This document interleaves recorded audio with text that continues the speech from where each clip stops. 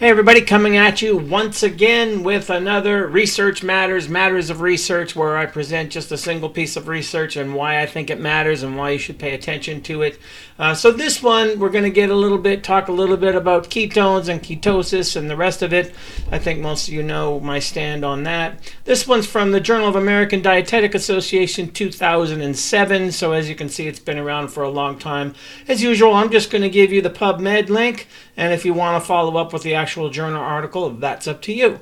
So the name of the article: blood ketones are directly related to fatigue and perceived effort during exercise in overweight adults adhering to low carbohydrate diets for weight loss.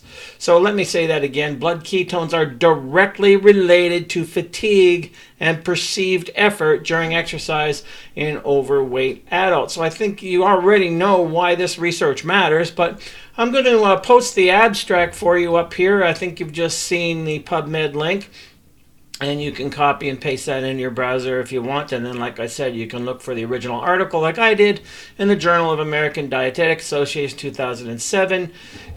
Here's the abstract. Ketogenic diets had been associated with reductions in free-living physical activity, a response that can be counterproductive in individuals trying to lose weight. And then you'll see to explore whether popular low-carb diets might impact the desire to exercise by raising blood ketone concentrations. Fatigue and perceived effort during exercise were compared in 3 different subgroups and a control group.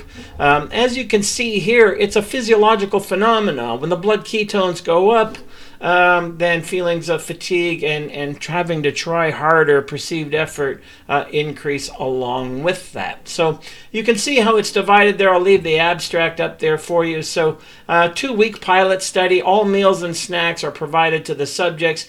Energy intake strictly controlled to provide approximately 70% of that needed for weight maintenance. Now, a lot of the keto followers, I was going to use a nastier word than that, who want to use this part of the research as well, there you go, you're only supplying 70% of maintenance.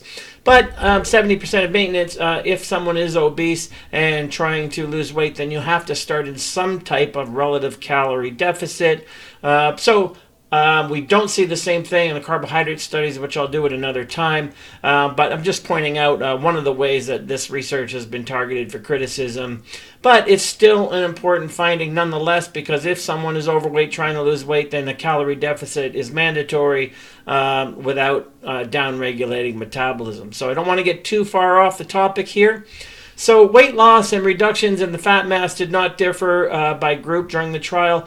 At 2 weeks, however, beta-hydroxybutyrate concentrations were 3.6-fold greater for the ketogenic versus non-ketogenic group and correlated significantly with perceived exercise effort.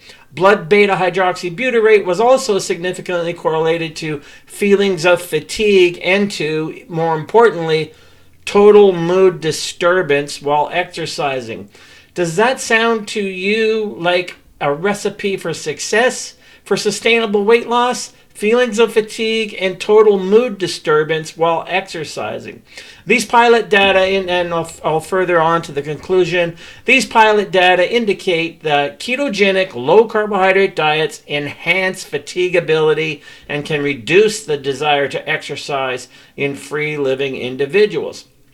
Okay, so research and why it matters. I think why it matters should be pretty obvious. I'm always talking about sustainable weight loss, and a diet strategy has to have 2 main functions. 1, it must be sustainable. 2, it must serve the body. First of all, notice that this research has been around a long time, since 2007, and in the immediate part of the abstract, it's also referencing research previous to it, that it's well known how ketosis and ketones increase fatigue and feelings of energy drain and energy drag.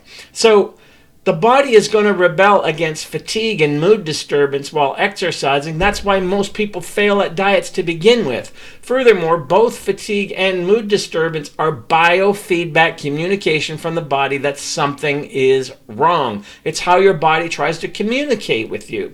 Notice also that this was a 2-week study that still had substantial negative impacts on desire to exercise, and that perceived exertion of it just being harder, and increased fatigability and total mood disturbance, which is really disturbing to me.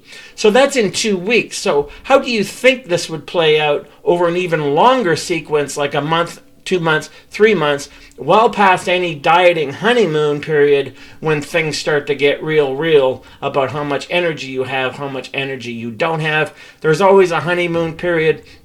In the book Carbophobia from 2005, what we saw is a lot of people initially jumped on the Atkins wagon, glorifying its effects, just like we see with keto, how wonderful it is, and blah, blah, blah. And then once it got called out and people were to actually honestly reporting their biofeedback, we saw the same thing here. Fatigue, constipation, bad moods, total mood disturbance. So if exercise and a healthy lifestyle are all part of sustainable weight loss and being lean, then how is increased fatigue and increased perceived feelings of exertion, and even more importantly, total mood disturbance, how is that sustainable? How is that serving the body? So this has been another episode of Research Matters and Matters of Research. So again, put this up on the screen, the title for you. Blood ketones are directly related to fatigue and perceived effort during exercise in overweight adults adhering to low-carb diets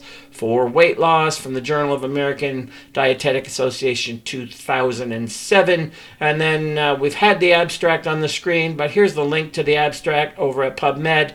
And then from there you can dig out the actual journal research if you want. But that's Research Matters and why it matters. The research is abundant on the epic failure of the keto diet. So whatever, this is just one piece of research. I recognize that, but I wanted you to know what people feel when the ketones get into the body, and fatigability increases, and mood disturbance is what disturbs me the most. So that's Research Matters. That's why this piece of research matters. And hopefully you can dig something out of it, comment, whatever. And look forward to seeing you all in the next research video.